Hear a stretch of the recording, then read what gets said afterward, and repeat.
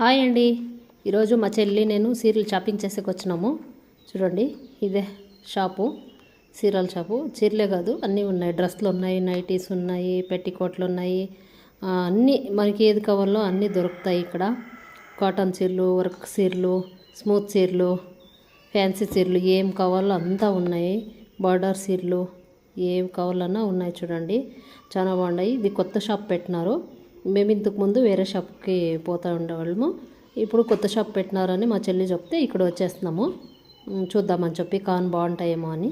పర్వాలేదు, బాగున్నాయి. కాటన్ శారీస్ అంతా బాగున్నాయి, చాలా బాగున్నాయి. మాకైతే నచ్చినాయి. ఇక్కడ రేటు కూడా అంతగానే ఉన్నాయి.